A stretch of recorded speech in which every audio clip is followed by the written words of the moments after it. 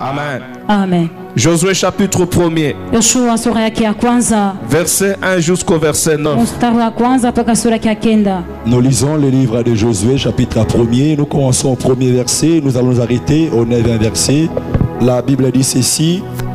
Après la mort de Moïse, serviteur de l'Éternel, l'Éternel dit à Josué, fils de Nun, serviteur de Moïse, mon serviteur est mort.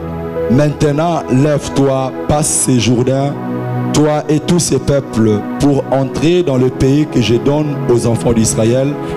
Tout lieu que foulera la plante de votre pied, je vous le donne comme je l'ai dit à Moïse. Vous aurez pour territoire depuis le désert et le Liban jusqu'au grand fleuve, le fleuve d'Euphrate, tous les pays des Essiens, jusqu'à la grande mer vers les soleils couchants. Nul ne tiendra devant toi tant que tu vivras. Je serai avec toi comme j'ai été avec Moïse. Je ne te délaisserai point, je ne t'abandonnerai point. Fortifie-toi et prends courage, car c'est toi qui mettras ce peuple en possession du pays que je jurerai à leur père de leur donner. Fortifie-toi seulement et aie bon courage, en agissant fidèlement selon toute la loi que Moïse, mon serviteur, t'a prescrite. Ne t'en détourne ni à droite ni à gauche, afin de réussir dans tout ce que tu entreprendras. Que ces livres de la loi ne s'éloignent point de ta bouche, médite-les jour et nuit, pour agir fidèlement selon tout ce qui est écrit, car c'est alors que tu auras du succès dans tes entreprises, c'est alors que tu réussiras. Ne t'ai-je pas donné cet ordre? Fortifie-toi et prends courage, ne t'effraie point et ne t'épouvante point, car l'Éternel ton Dieu est avec toi dans tout ce que tu entreprendras. Amen. Amen. Amen. Amen. Amen. Notre verset de base Ichina kitu kia katikati de ce matin, ya asubuhi ya nous leo le retrouvons. tunaipata J'ai dit nous le retrouvons tunaipata au verset 8. mstari wa 8. Répète avec moi. Sema pamoja nami. Que ces livres de la loi ne s'éloignent point de ta bouche, médite-les jour et nuit pour agir fidèlement selon ce qui est écrit. Car c'est alors que tu auras du succès dans tes entreprises, que c'est alors que tu réussiras. Pour conquérir, tu n'as pas besoin d'autre chose, tu as besoin de la parole de Dieu. C'est ce que ce verset veut nous dire. C'est ça notre sous-thème de ce matin. La parole de Dieu que nous allons conquérir. Que ces livres de la loi ne s'éloignent pas de ta bouche. Médite-les jour et nuit. La Bible n'a pas dit médite-les chaque fois. Mais la Bible dit médite-les jour et nuit. Lorsque tu te réveilles le matin, ce que tu dois confesser, c'est ce qui est sur la parole de Dieu. Lorsque tu veux te coucher le soir, ce que tu dois confesser, c'est rien que la parole de Dieu. Nous parlons de la réussite, nous parlons de la conquête, la réussite, le succès sera possible. C'est lorsque nous nous appliquons à méditer la parole de Dieu jour et nuit. Et la Bible déclare, nous n'allons pas seulement nous limiter à méditer jour et nuit et de mettre en pratique. Et la Bible insiste fidèlement, c'est-à-dire avec fidélité.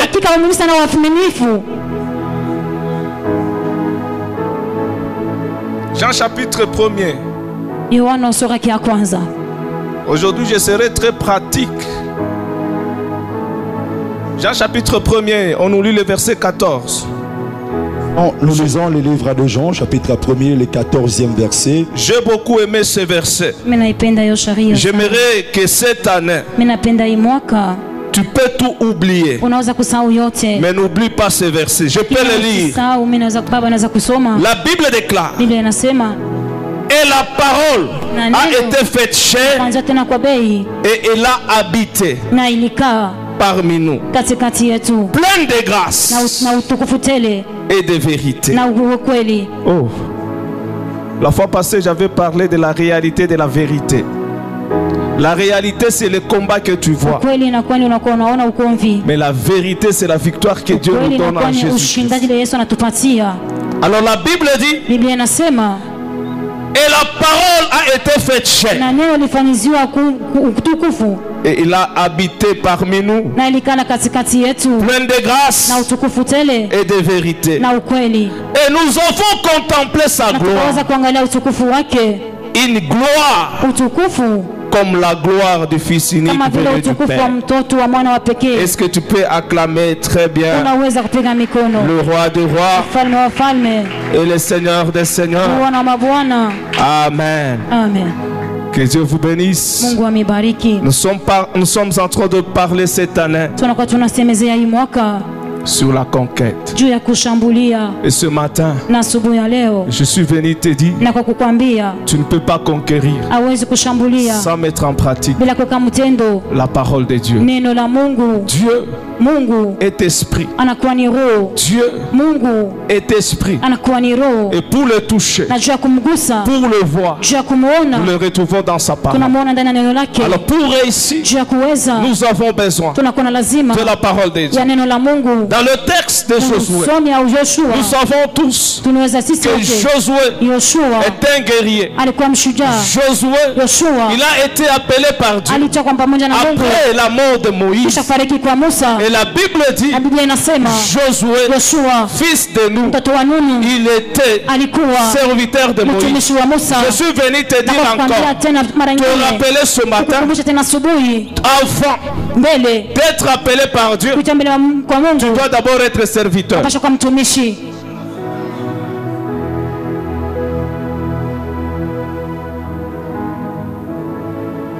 Là, vous ne croyez pas. Je vais encore insister. Avant que tu sois appelé par Dieu, tu dois d'abord être serviteur.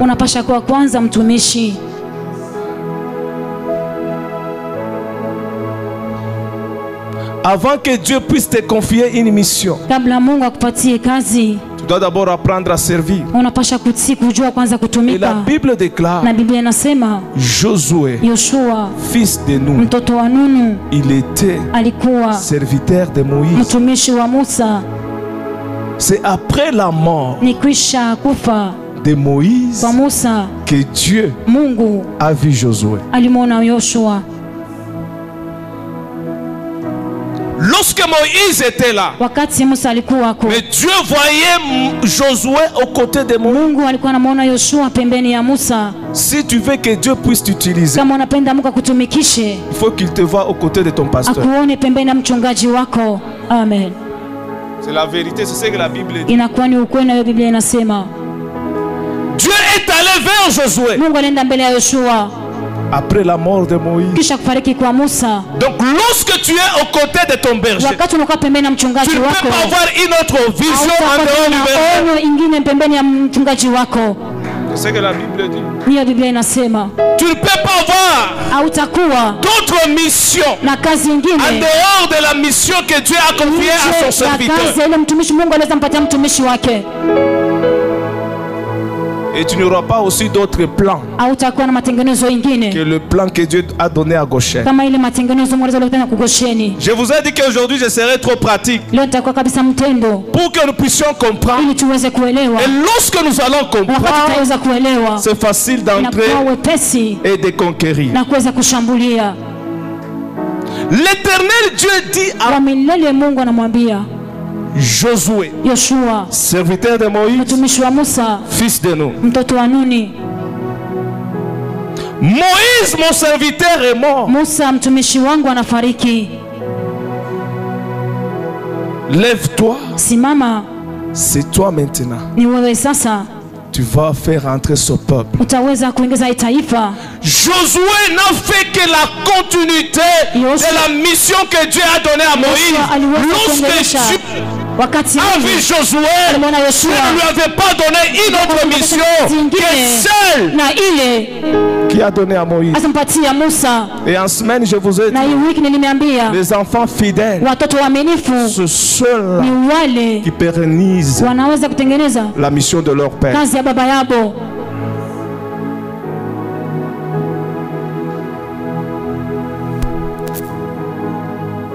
Et notre Seigneur, c'était Jésus. Avant de mourir, il a dit, allez faire de toutes les nations mes disciples. C'est ce que nous faisons ici à Goshen. C'est la mission que Christ nous a envoyée. Nous ne faisons pas une autre mission.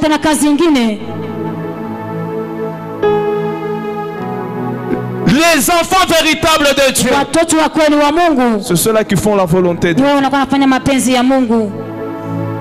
Dieu a voulu seulement rappeler à Josué que tu n'auras pas une autre mission que celle que j'avais donnée à Moïse.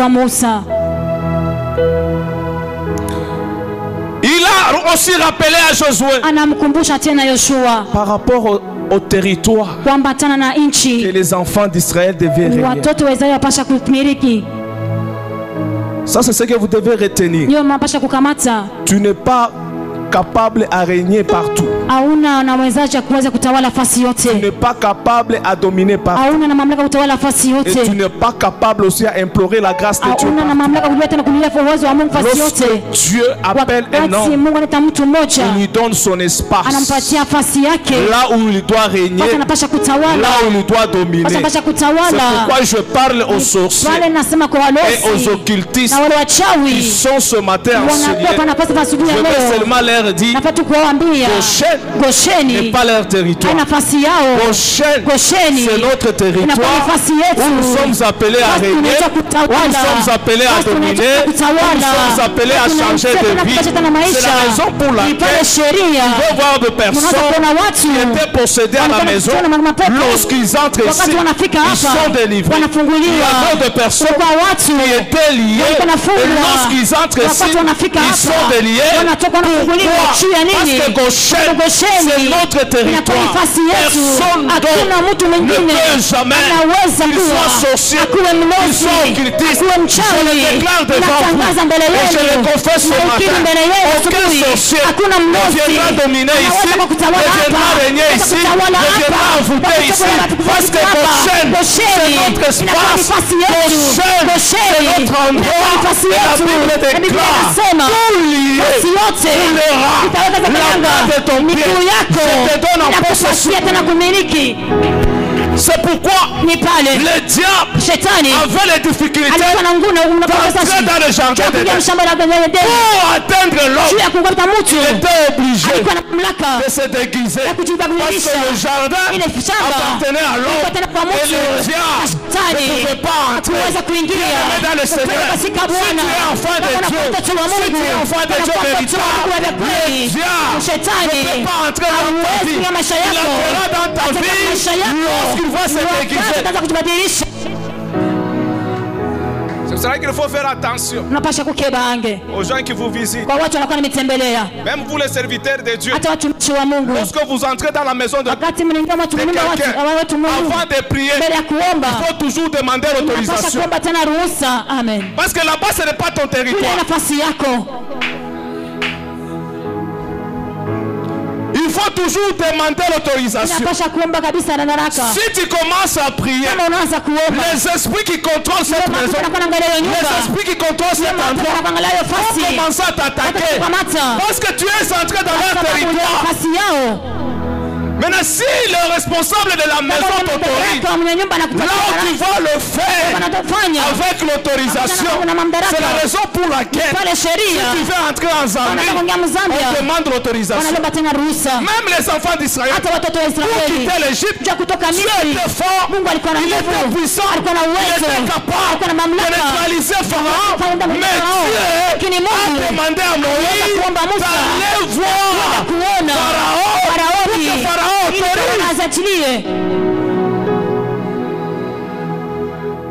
respecte les principes. Mungu anakuwa anaheshimia makanuni territorial ya fasi ya mji. Il respecte ça. Anakuwa anaheshimia hiyo. Raison pour laquelle ni pale sheria lorsque l'armée de Pharaon ile jeshi ya Faraoni a franchi iweza kuingia leur limite, ule mipaka yao, ils ont voulu marcher walipenda kutembea sur le chemin que Dieu kule a tracé kunjia Mungu aliweza pour kuweka les enfants juu ya d'Israël. watoto wa Dieu Israeli. les avait exterminés Mungu aliweza kuwaua parce qu'ils n'étaient pas dans leur territoire. hawakuwa hapa nafasi yao. C'est là que Dieu respecte Mungu les anakuwa limites. anaheshimia makanuni. Amen. Amen. Amen. Amen. J'ai dit Dieu respecte les limites. Mungu anakuwa anaheshimia Même dans mipaka. tes prières, Hata maombi yako toujours faire des prières ordonnées unapasha kufanya maombi ya par usawa rapport aux limites. kwamba tena ile Tu ne mipaka peux pas prendre le mari d'autrui au sababu bwana wa et wenyewe réclame que Dieu me les donne. kwa sababu Bwana Mungu anipatie Non, là ce n'est naye. pas dans ton Hai territoire. nafasi yako hiyo. Dans cela, ce n'est pas dans ton Hai territoire. nafasi yako. Tu auras toujours des esprits de retour. Utakuwa na mapepo ya kurudilia. Là, vous ne dites pas Amen. Il faut toujours respecter des limites. Pasha kuheshimia Vous makanuni. arrivez dans la maison de quelqu'un, Unaingia mnyumba mtu mmoja, pose-lui la question. umuulize, Je peux prier pour toi. mimi naweza kukuombea. Vous allez à l'hôpital, Unaenda kule hospitalini visiter un malade. kuangalia magonjwa. S'il n'est pas chrétien, Kama na Mkristo, pose-lui la question. umuulize, Je peux prier pour mimi naweza toi. kukuombea. S'il t'autorise, Kama là nakuitikia, tu es libre. pale unakuwa mwenye huru. Même si Hata kama c'est dans la famille d'une sœur en Christ qui est mariée et son mari ne prie pas, dada ule anaolewa lakini bwana yake hawezi que le kuomba. mari donne l'autorisation. Inapasha bwana alete tena ruhusa, Tu ne peux pas entrer comme tu es aweze frère. kuingia kama vile unakuwa ndugu. Oh, chez ma sœur telle, Dada yangu fulani, tu commences déjà à détruire. C'est vrai unaanza que d'autres kuvunja. personnes, Watu wengine ils entrent dans wanaingia des maisons des gens, manyumba ya watu, ils sortent possédés. wanatoka na mapepo. Ah, wanatoka mule mukongwe kuna Mungu. Amen. Parce que tu es allé déranger les esprits d'autrui. Ulienda kuvuruga mapepo ya Dieu wenyewe. respecte les limites. Mungu anakuwa anaheshimia makanuni. Amen. Amen. Amen. Amen. Maintenant le verset 7. Sheria ya 7. Non, le verset 5. 5. Dieu a dit, il voulait seulement confirmer à Josué Aipasha mwakisha tu Joshua. que nul ne tiendra devant toi Hakuna mtu atasimama mbele yako tant que tu vivras. ingawa unakuwa Et unaishi. le verset 6, Na sheria ya 6. fortifie-toi, Ujipatie nguvu. prends courage. Beba udari. Et je vous avais dit, Na niliambia la conquête, kushambulia c'est posséder quelque chose kamata kitu kimoja qui est sous contrôle. inakuwa tena chini ya mamlaka. Et là, il faut toujours engager la Na guerre, kwa tena ugomvi. engager aussi les Kwa combats. tena ugomvi. Quelqu'un qui n'est pas courageux, Mtu ana nguvu. quelqu'un qui n'a pas la foi, Mtu ana imani ne peut pas avancer hawezi kusogea mbele pour conquérir. cha kushambulia. Amen. Amen. Amen. Amen. Maintenant, le verset 8. Sheria ya 8. Que ce livre de la loi Kitabu cha sheria ne s'éloigne point de ta bouche. isiondoke kama kunya kyako, Médite-le lakini uichunguze jour et nuit mchana na usiku pour agir juu ya kutenda fidèlement na uaminifu wote selon tout ce qui est écrit. kama vile naandikiwa. C'est alors Ni wakati sasa que tu auras du succès utaweza dans kuendelea les entreprises. makazi yako. C'est alors Ni wakati sasa que tu réussiras. utaweza. Qui a une Bible ici? Nani anakuwa na Biblia hapa? Qui n'a pas de Bible? Nani ana Biblia? Après le culte, va chercher la Bible. Kisha Sans la ibada Bible, tu uende peux pas utafute conquérir. Biblia. Sans la parole de Dieu, tu ne peux pas conquérir. Bila neno la Mungu hauwezi Tu dois kushambulia. apprendre à méditer la parole de Dieu. Unapasha kufunza kuchunguza neno la Mungu. C'est inconcevable. Inakuwa yaole kabisa. Tu es esprit. Mungu anakuwa Et nous roho. le verrons, c'est dans sa parole. Maana ndani ya neno Et si tu lake n'as pas la connaissance de la parole de kama Dieu, na neno la Mungu c'est difficile que tu puisses réussir. inakuwa nguvu uweze. Oui, tu peux donner ta vie au Seigneur aujourd'hui. Bwana maisha yako Tu es leo sauvé pour unaokolewa aller au ciel. jua kwenda Mais mbinguni. pour mieux vivre sur la terre, Kuishi vizuri pa tu dunia. as besoin de la parole de Dieu. Neno la Mungu. Tu as besoin de marcher avec cette parole. Kutembea na neno hiyo. Même Jésus-Christ, Hata Yesu Kristo lorsqu'il voulait commencer le ministère, kufanya kazi la Bible déclare, Biblia inasema l'Esprit de Dieu roho ya Mungu l'a conduit inaweza kumuongoza dans le désert, kule kujangwani. là où il a prié Inaweza kuomba 40 nuits siku masiku et nne. 40 jours. Siku ya mchana. Le dernier jour, Siku ya mwisho. le diable est venu. Shetani anakuja. Bien-aimé dans le Seigneur, Katika Bwana. lorsque le diable vient, Shetani anakuja. lorsqu'il vient t'attaquer, Wakati kukugusa. il ne peut pas te réussir. Hawezi kuweza. Si tu as la parole de Dieu, Neno la Mungu. il ne peut pas te faire. Hawezi kufanya. Si tu as la parole de Dieu, Neno la Mungu. tout ce que le diable Yote shetani utilise comme arme anatumikisha kama pour nous silaha. déstabiliser, Kushusha tena pour nous uwezo. détruire, Kutuboa. diable Shetani. amène la parole. Katika neno. Si toi aussi, Kama wewe tu n'as pia. pas la connaissance Ona ufahamu. de la parole de Ya neno Dieu, la Mungu. le diable Shetani va t'avoir. atakuweza. Même la prière doit être basée sur la volonté de Dieu. Et la volonté de Dieu, c'est sa parole. Dieu a dit à Josué que ce livre de la loi ne s'éloigne pas de ta bouche. C'est alors que tu réussiras. Agis fidèlement. Bien-aimé dans le Seigneur, dans l'expérience que j'ai déjà faite, même si je va dans la Bible, les gens qui ont eu la victoire, c'est parce qu'ils ont voulu agir fidèlement en fonction de la parole de Dieu. Si tu mets en pratique la parole de Dieu dans toute sa totalité, la parole de Dieu ne doit pas être appliquée. Je dis ne doit pas être appliquée en partie.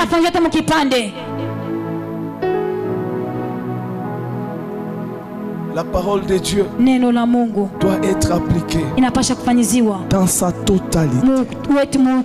Il faut que lorsqu'on te regarde, on regarde ta conduite, on regarde ta vie, on se réfère à la parole de Dieu, que toi et la parole de Dieu, vous êtes identiques.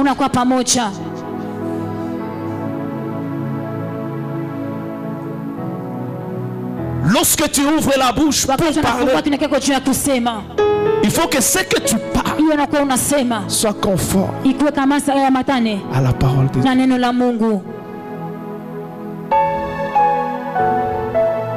L'église pentecôtiste, ce n'est pas le mouvement, ce n'est pas la chaleur. Même si la Bible dit nous n'avons pas reçu un esprit de timidité, c'est l'esprit de force. Et dans cette force-là, il faut qu'en toi il y a la pratique de la parole de Dieu. Dans ta conduite, tu marches en fonction de la parole de Dieu. Et aujourd'hui, c'est difficile de considérer qui est chrétien, qui ne l'est pas.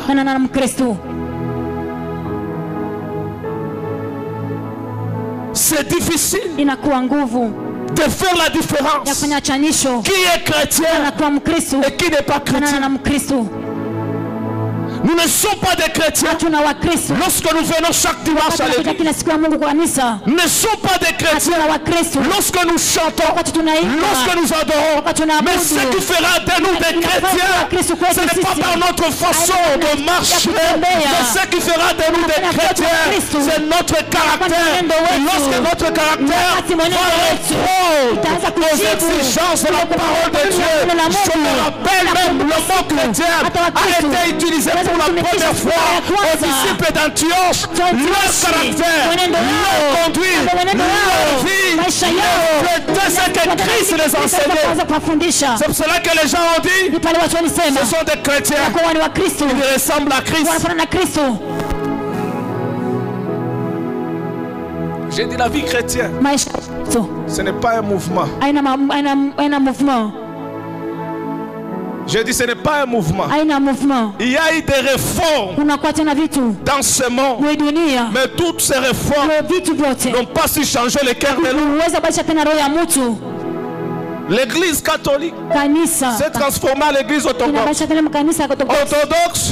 Et les autres disent non, nous sommes les protestants. D'autres disent non, nous sommes des baptistes. D'autres disent nous sommes des pentecôtistes. Mais le cœur de l'homme ne change pas jusqu'à ce jour. Mais ce qui peut changer le cœur de l'homme, ce ne sont pas des réformes. C'est la parole de Dieu. Et chrétien, si tu veux vaincre cette année, si tu peux conquérir cette année, que ta vie doit être identifié à la parole de Dieu. Il faut que là où tu vis, les gens sentent que tu es chrétien. Au travail, là où les autres peuvent voler, les gens sentent que tu es chrétien. À l'université, là où les autres peuvent tricher, mais toi tu refuses.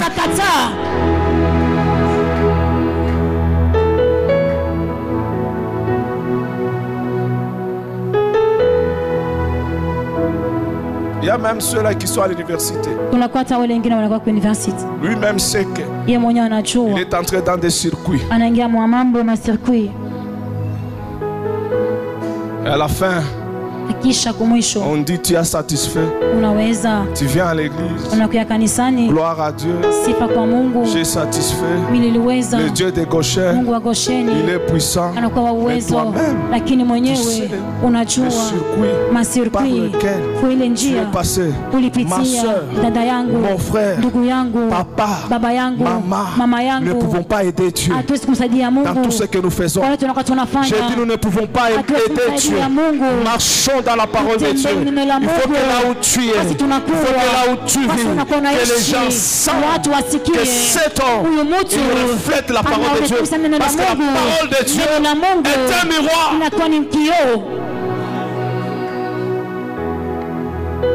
Je vous ai dit qu'aujourd'hui je serai très pratique. Parce que c'est le deuxième dimanche de l'année. Il faut que je mette des bases. Et à la fin de l'année, lorsque tu verras d'autres personnes dans leur succès, dans leur réussite, il ne faut pas que cette réussite-là puisse te faire du mal. Nous n'allons pas marcher avec les méthodes des hommes. Notre code de bonne conduite, c'est la parole de Dieu. Ce que tu fais doit être conforme à la parole de Dieu. À l'église, on ne sait pas distinguer l'église et les histoires des copains, copines à l'église. Même au moment où je parle, tu as même déjà donné rendez-vous qu'on va se voir à l'église. Et nous attendons à conquérir.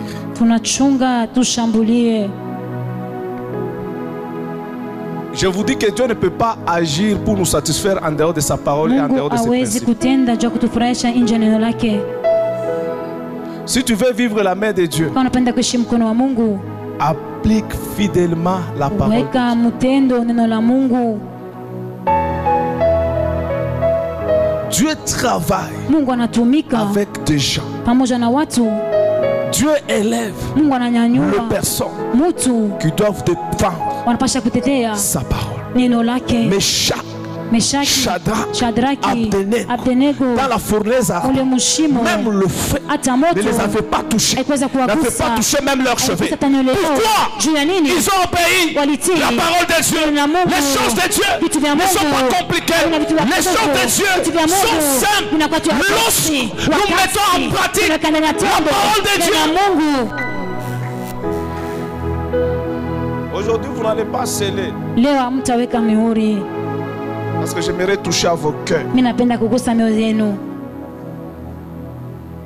Cette semaine, j'ai constaté des choses. Même parmi ceux-là qui disent les enfants, bien-aimés, tels que nous sommes là, nous n'avons pas de tribus. Il n'y a pas de Kassayens. Il n'y a pas de Katangais. Il n'y a pas de gens de Bandundu. Il n'y a pas de gens de l'Équateur. Il n'y a pas. Mais nous sommes tous les enfants de Dieu.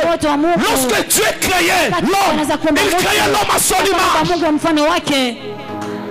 Mais où sont venus les choses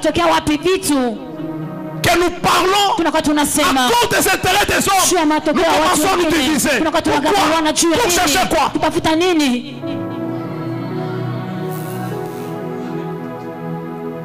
Si tu as cet esprit, je dis tu n'es pas chrétien. Et ta place n'est pas ici. Ici ce sont les enfants de notre Père, de notre Seigneur. Et le même Seigneur, Jésus-Christ, il n'est pas mort seulement pour les Congolais, il est mort pour tous les Africains, pour tous les Américains, pour tous les Européens. Il est mort pour tout le monde.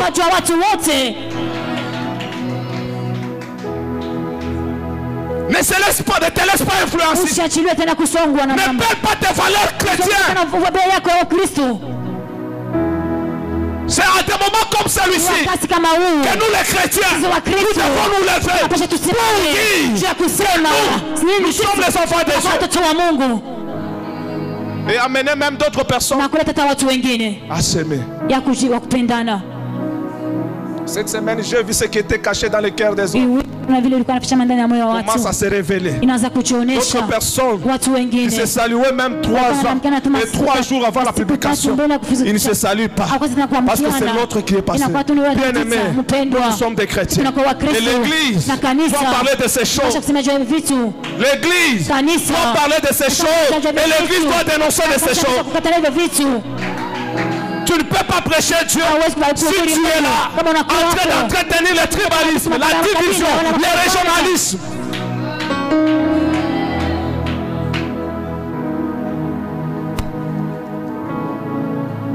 Nous sommes tous Congolais. Nous sommes tous enfants de Dieu. Nous devons vivre ensemble. Nous devons marcher ensemble. Parce que le jour où Christ viendra, il ne viendra pas pour prendre la tribu, pour prendre une église. Mais le jour où Christ viendra, Christ viendra, Christ viendra, Christ viendra. C'est ce sol-là qui ont crié en lui qui vont être enlevés. Que personne ne nous divise. Gardons nos valeurs. Je dis gardons nos valeurs. Même les blancs ne peuvent pas nous diviser. Pourquoi vous ne dites pas amen? Lorsque nous souffrons ici, c'est avec notre richesse et prospère.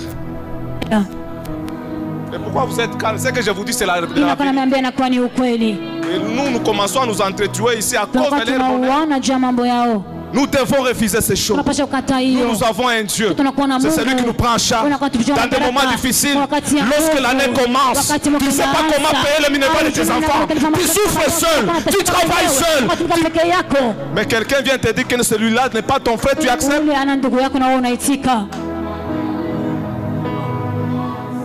L'église qui tombe dans ces choses, nous devons vous orienter là où il y a la vérité.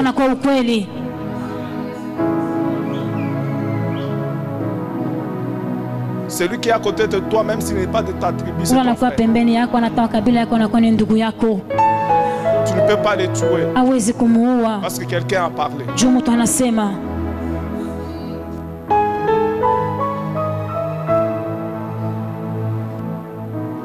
Si tu étais dans ces jeux-là, tu dois quitter maintenant. Ça ne reflète pas la gloire de Dieu. Ça ne reflète pas la parole de Dieu. Nous devons vivre ensemble. Nous devons vivre dans l'unité. Moi, rappelez même, il y a même un couple qui s'est divisé parce que le mari était dans l'autre camp, la femme aussi dans l'autre camp. Lorsque l'homme commence à se réjouir, la femme dit, tu es en train de faire des bruits. Mais ils viennent à l'église chrétien. Bien aimé dans le Seigneur, la vie chrétienne, ce n'est pas tel que nous sommes là. La vie chrétienne, c'est lorsque tu es seul, avec ta conscience. Même au moment où je parle, toi-même tu sais ce que tu as fait hier, le complot que tu as monté contre ton frère et le nom des gens que tu as déjà pris. Tu sais. Mais si tu écoutes ce message, abandonne, regarde à Jésus, marche avec Jésus. Oui, va te donner la victoire. Agis fidèlement.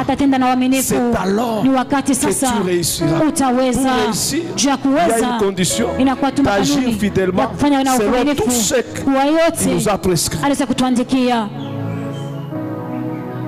Dans les choses de Dieu, Dieu ne peut pas te comprendre, surtout dans la matière de péché. Tu vas dire, je fais ça, Dieu va me comprendre.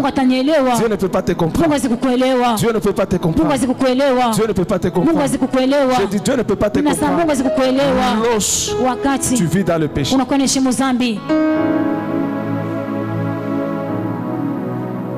Aujourd'hui, nous n'allons pas sceller. Ce sont des bases que nous sommes en train de poser pour l'église.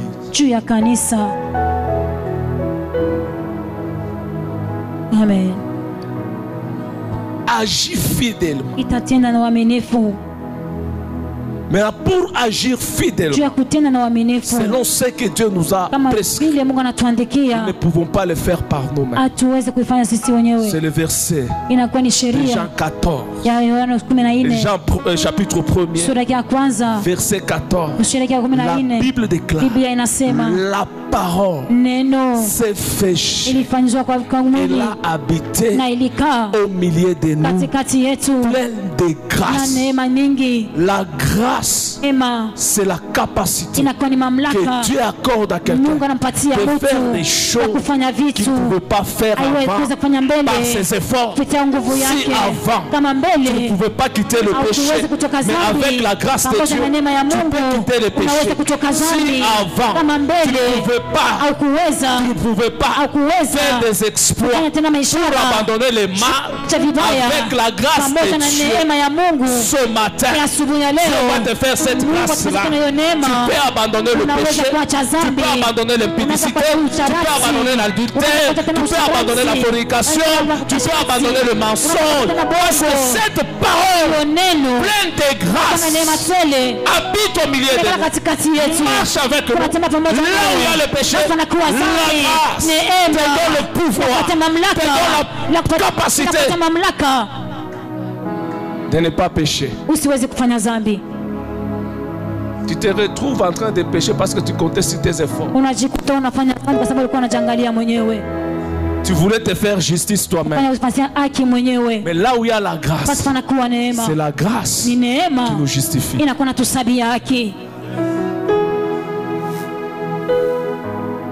La grâce nous fait considérer comme des morts devant les péchés. Lorsque la Bible dit nous sommes morts avec Christ et nous sommes ressuscités avec lui, c'est par rapport au péché. La plupart des chrétiens ne sont pas morts, ils sont évanouis.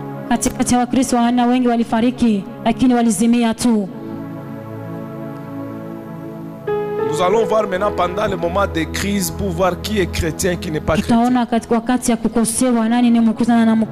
Celui qu'on considérait la mort. Mais s'il y a la crise, il peut se réveiller.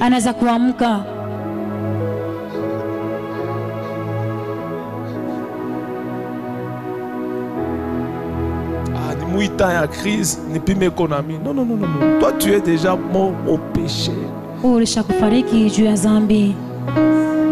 Si tu es mort avec Christ, nous sommes morts avec Christ au péché.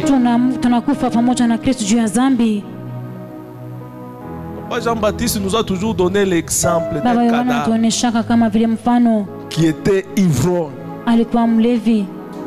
S'il est là, même si vous plairez, vous dites non, non, il aimait trop le whisky. Allons acheter le whisky.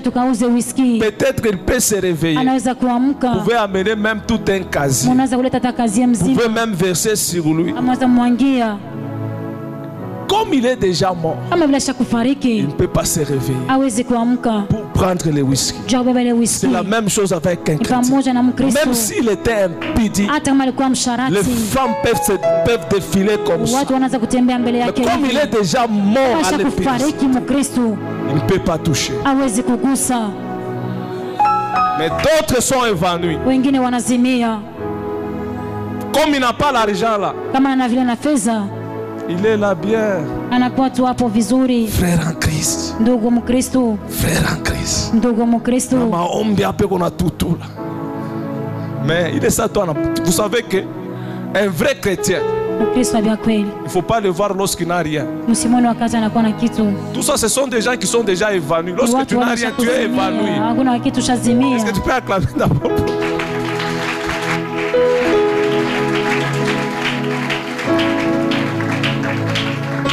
Maintenant, les jours où il va commencer à toucher.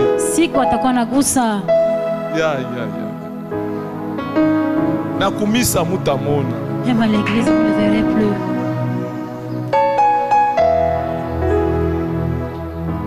Anaanza na kusema sema mwa muna ba munivo yangu.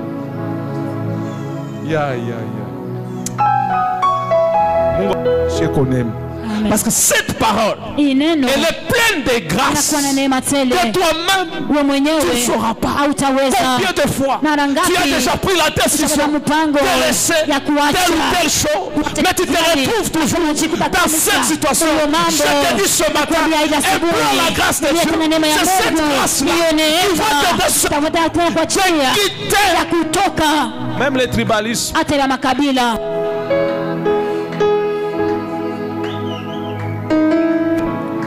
De grâce et pleine de vérité aussi. Et nous l'avons contemplé comme le Fils unique de Dieu. Le Fils unique de Dieu, c'est celui qui est mort à la croix à cause de nos péchés.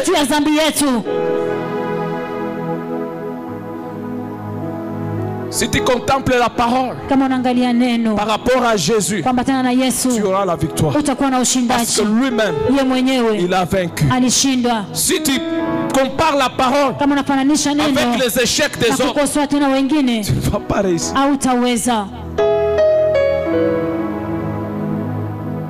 C'est pourquoi Dieu a dit à Josué de se fortifier, de prendre courage, de méditer la parole de Dieu. Parce que c'est dans la parole de Dieu qu'il y a eu les héros qui ont vaincu les combats. C'est dans la parole de Dieu il y a eu des gens qui ont vaincu les combats.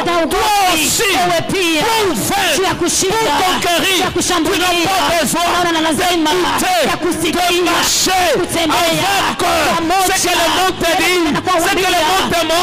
Tu as besoin de marcher avec la parole de Dieu. J'ai dit tu as besoin de marcher avec la parole de Dieu. Avec la parole de Dieu, tu vas réussir. Parce que dans la parole de Dieu, il y a eu des femmes stériles qui ont eu des enfants. Dans la parole de Dieu, il y a eu des gens qui étaient désespérés, qui étaient abandonnés. Lorsque Jésus passait, les gens comme Bartimée, il était enfer depuis sa naissance. Le monde ne pouvait pas lui donner l'assurance de la vie. Mais Jésus, lorsqu'il est venu, la Bible déclare Jésus sautait à Jéricho. Lorsqu'il entrait, Bartimée ne voyait pas Jésus. Bien-aimé le Seigneur, si au commencement, à l'entrée, tu n'as rien vu, je te dis, même à la sortie, tu verras. Pourquoi lorsque Jésus sortait Jéricho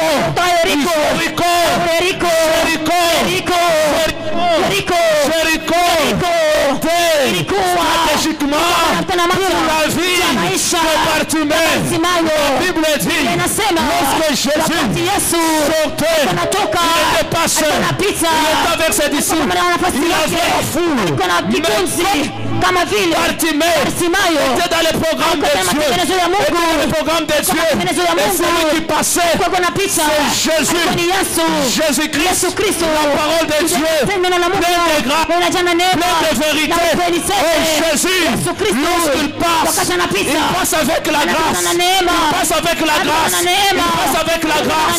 Là où tu as été condamné, Jésus-Christ, lorsqu'il passe, tu ne seras plus condamné à échouer. C'est pourquoi ceux qui sont en Jésus ne peuvent pas échouer. Ne peuvent pas échouer parce qu'ils ont la parole pleine de grâce. La grâce, c'est une faveur illimitée et méritée. Je dis ceci, la grâce est une faveur imméritée. C'est pour te dire quoi? Dans ta famille, si on a déjà mis une croix pour n'allez pas évoluer, lorsque la grâce arrive, la grâce a le pouvoir, a la capacité, a la puissance, a l'autorité de briser toutes les lois de famille. C'est pourquoi lorsque Bartimée a vu Jésus, il a vu à Jésus, fils de David, a pardonné Mephibosheth à cause de l'alliance. Mais dans la loi, David avait décidé que les royautés et les affaires ne peuvent pas entrer au palais royal. Mais Jésus avait cette grâce. Jésus avait cette grâce. C'est pourquoi lorsque tu as Jésus, tu as la parole qui donne la vie, la parole qui donne la délivrance, la parole qui donne l'élévation, la parole qui donne la victoire. Tu ne peux pas échouer lorsque tu as Jésus. Je répète encore, tu ne peux pas échouer lorsque tu as la parole de Jésus-Christ. Cette parole qui a plein de grâce, qui a plein de vie. Tu n'as pas besoin d'être entouré par plusieurs personnes pour réussir. Tu n'as pas besoin d'avoir les vrais amis pour réussir. Mais je te dis, pour réussir, tu as besoin d'un seul ami, Jésus-Christ, qui est l'ami fidèle, qui peut t'abandonner, qui ne peut pas t'abandonner, qui ne peut pas te délaisser dans la souffrance, avec toi, dans les problèmes, il est avec toi, dans les inquiétudes, il est avec toi. Tout le monde peut te quitter, même ton ami intime, il peut te quitter. Il n'y a que Jésus, il n'y a que Jésus, il n'y a que Jésus, il n'y a que Jésus, il n'y a que Jésus. Il peut arriver là où les autres disent, ils sont déjà, ils donnent une mauvaise odeur. Mais Jésus, lui, peut arriver là-bas, peut arriver là-bas. Même ta vie là, tu n'as pas de fond, personne ne peut arriver là-bas. Il n'y a que Jésus. Les gens refusent de te saluer, mais Jésus te salue ce matin, te salue ce matin, parce qu'il est le seul qui peut t'aimer, il est le seul qui peut te protéger, il est le seul qui peut te garder, il est le seul qui peut t'honorer, il est le seul, j'ai dit il est le seul, il est le seul. Peut-être que tu ne me crois pas, j'ai dit il est le seul, il est le seul, il est le seul. Seul Jésus, seul Jésus peut sauver notre pays, seul Jésus peut sauver notre famille, seul Jésus peut sauver cette église, seul Jésus peut sauver ta vie.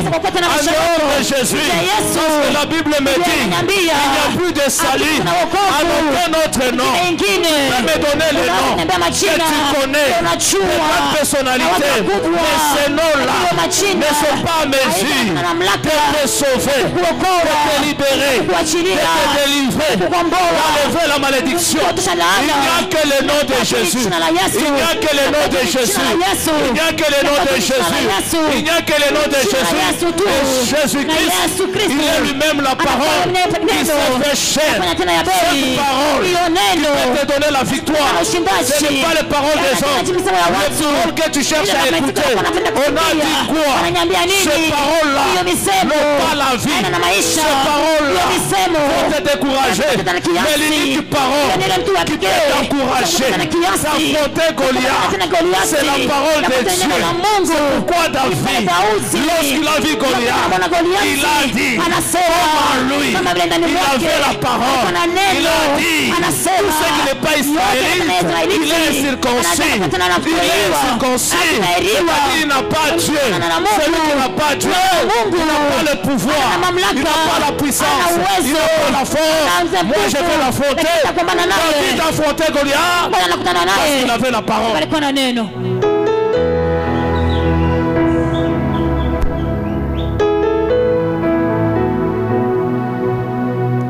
Tu ne peux pas avoir la victoire sans la parole.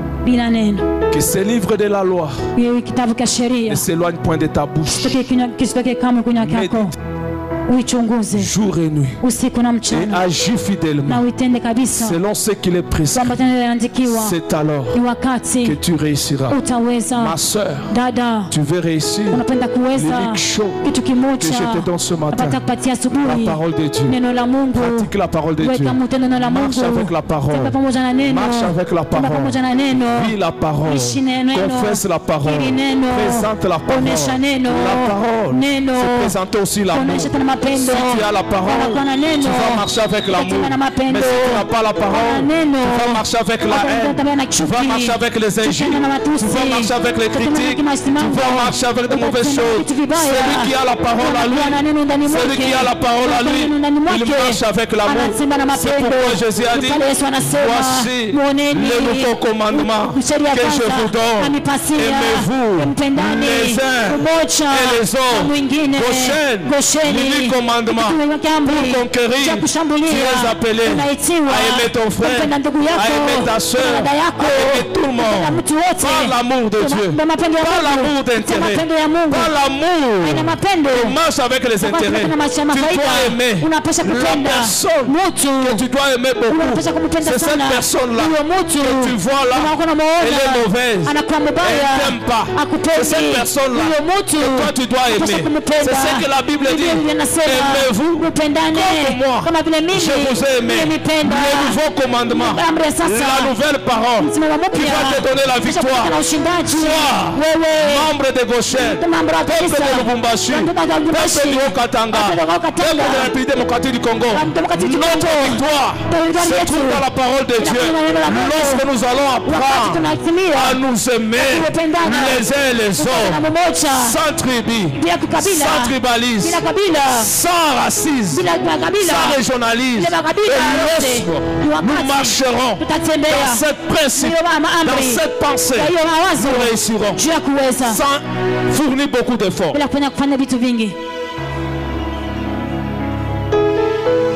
Les problèmes du Congo, ce n'est pas les problèmes de Dieu. Même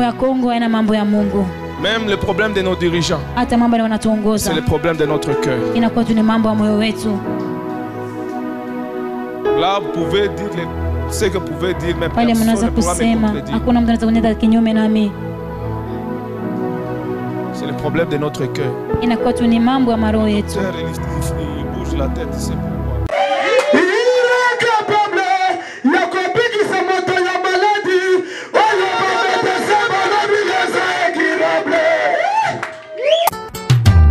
Le Dieu de Goshen vous bénisse. Oh Yesu, tokendele lisusu epai ya nani? Tala biso te tomibwaki na makolo na yo. Yesu. Naye na mai na miso toluka yo moninga malamu amena bikama.